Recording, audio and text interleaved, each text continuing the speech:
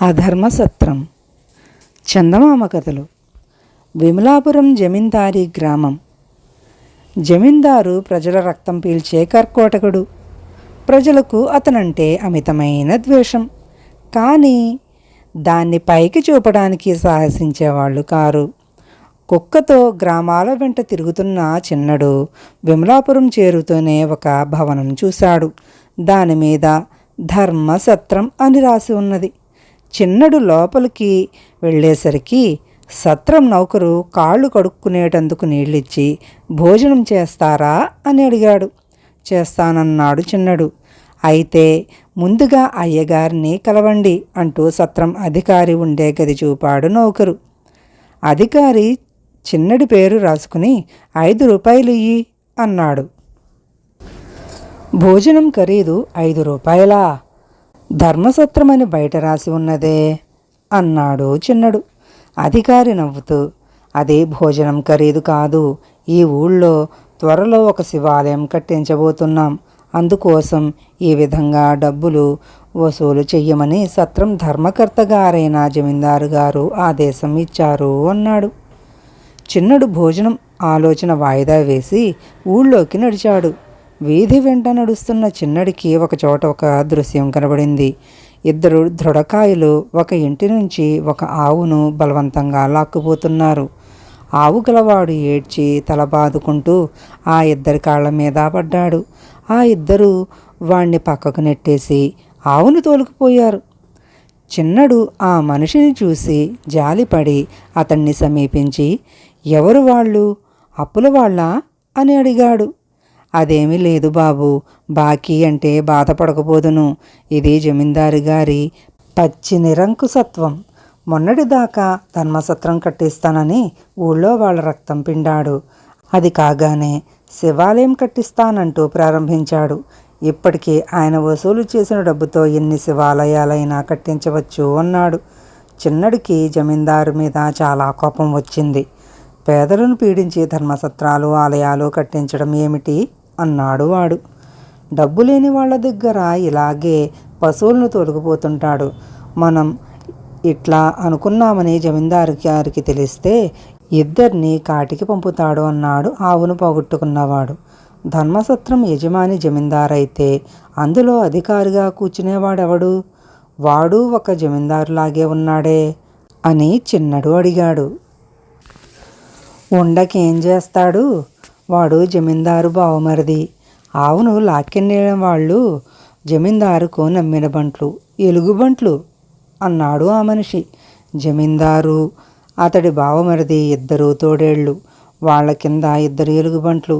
ఈ 4 చేరి అమాయకపు జనాన్ని చెండుకు తింటున్నట్టు చిన్నడికి అర్థమైంది. చిన్నడు వాళ్ళ సంగతి తేల్చిగాని ఆ గ్రామం నుండి వెళ్ళరాదనుకున్నాడు. కొద్ది రోజుల్లోనే చిన్నడు గ్రామస్తులందరినీ పరిచయం చేసుకుని వాళ్ళ సహాయంతో ఒక పెద్ద నాటకం ఆడటానికి ఉపక్రమించాడు. తరువాత వాడు జమీందారును కలుసుకుని, ధర్మప్రభువులు 10 రూపాయలు పోతే పోయాయి గాని సత్రంలో భోజన సదుపాయాలు బాగున్నాయి అన్నాడు.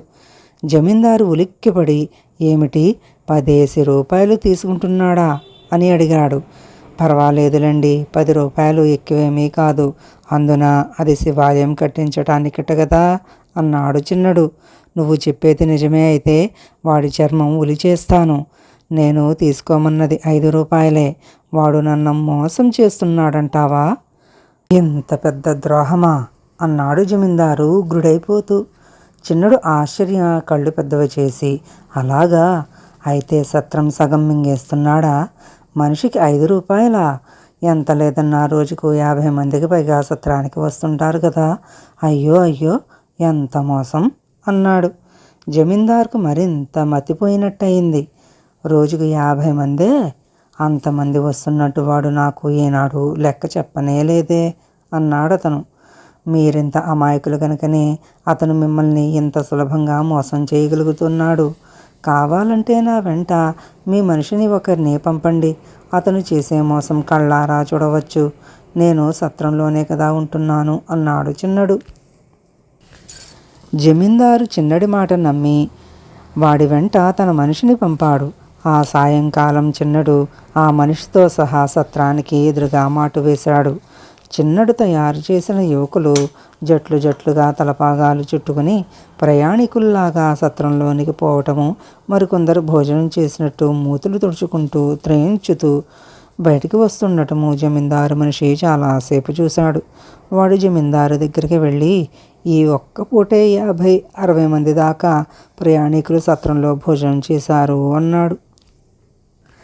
ఆ మాట విన్న జమీందారు కళ్ళు చింత నిప్పుల వల్లే అయిపోయాయి.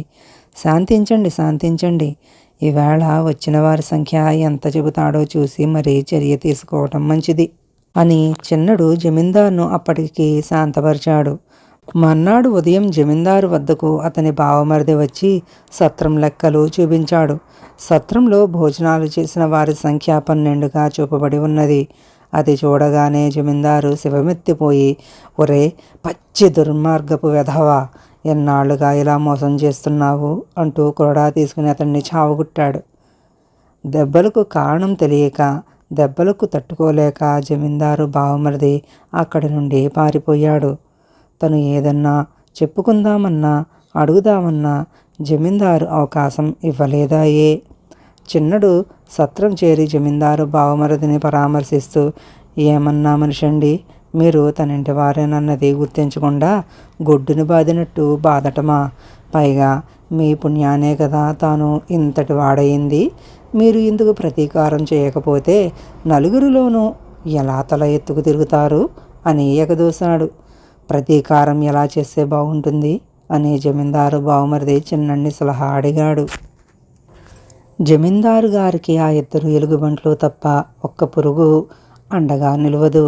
మీ తరపున ప్రాణాలైనా బలిపెట్టగల యువకులను 25 మందిని తీసుకురాగలను అన్నాడు చిన్నడు. జమీందారు బావమరిదికి ధైర్యం వచ్చింది. అవును, ఊళ్ళో అంతా వాడి చావు కోసం ఎదురు చూస్తున్న వాళ్లే. ఇప్పుడే వాడి అంతు చూస్తాను అంటూ అతను కొరడా అందుకున్నాడు. శాంతించండి, తొందరపడితే వ్యవహారం చెడుతుంది. అతడే ఇక్కడికి వచ్చేలా చెయ్యాలి. మీరు ఒక పని చెయ్యండి, సత్రం మీద ధర్మకర్తగా జమీందారు పేరు చెరిపి మీ పేరు రాయించండి. చాలు, మిగతా కథ అంతా నేను నడుపుతాను అన్నాడు చిన్నడు. జమీందారు బావమరిది చిన్నడు చెప్పినట్టే చేయించాడు. ఈ సంగతి క్షణాల మీద జమీందారుకు తెలిసింది. అతను కూడా తీసుకుని తన బంట్లను 2 వెంటబెట్టుకుని సత్రానికి వచ్చాడు. ఎవడ్రా నీకింత ధైర్యం ఇచ్చాడు? ధర్మకర్తగా నీ పేరు రాయించుకుంటావా? ఎన్ని గుండెలు అన్నాడతను పళ్ళు కురుకుతూ. ఎందుకలా గుడ్డులాగా రంకెలు వేస్తావు? ఇది నీ బాబుగాడిదా? సొమ్ము ప్రజలది, కట్టించి నిర్వహిస్తున్నది నేను. మధ్య నువ్వు ధర్మకర్త ఎలా అయ్యావు అని బావమరిది అడిగాడు జమీందారు మీదకి వస్తూ. ఏంరా, ఏం కూసావు అంటూ జమీందారు తన బావమరిది మీదకి ఉరకబోయాడు. అందుకు సిద్ధంగా ఉన్న బావమరిది జమీందారు ముఖం మీద కొట్టాడు. వెంటనే జమీందారు బంట్లు కలగజేసుకోబోయారు. అంతదాకా ప్రేక్షకుల్లా చూస్తున్న చిన్నడి యువకులు బంట్లను పట్టుకుని చావచితగ్గొట్టారు. ఇలా జరుగుతుందని ఊహించని జమీందారు యువకులకేసి ఉరిమి చూశాడు. ఎందుకలా చూస్తావు? సత్రం పేరున, శివాలయం పేరున వాళ్ళ రక్తం చాలా కాలంగా పీల్చారు. ఇంతదాకా సహించారు, ఇక సహించమని తెలియజేస్తున్నారు అంతే అన్నాడు బావమరిది జమీందారుతో. దానికి జమీందారు, ఛీ కుక్క, నువ్వేం తక్కువ తిన్నావు?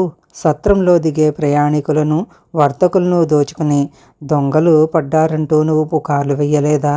సత్రం కట్టించే స్థలంలో ఉండిన వారిని లేపడానికి వాళ్ల ఇళ్లకు నిప్పు పెట్టింది నువ్వు కాదా? ఇప్పుడు ఏమని ధర్మపన్నాలు చెబుతావు అని అడిగాడు.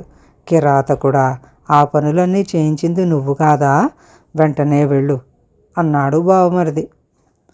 ఈ విధంగా పాత ఘోరాలు బయటపడుతూ ఉంటే యువకులు సహనం కోల్పోయి రెచ్చిపోయారు. చిన్నడు వాళ్లను వారించి జమీందారుతోనూ అతని బావమరిదితోనూ ఇలా అన్నాడు. నిజానికి మీరిద్దరూ చీడపురుగులే. మీ నేరాలు మీ నోటనే బయట పెట్టుకున్నారు కనుక ఈ గ్రామాన్ని వదిలిపోండి.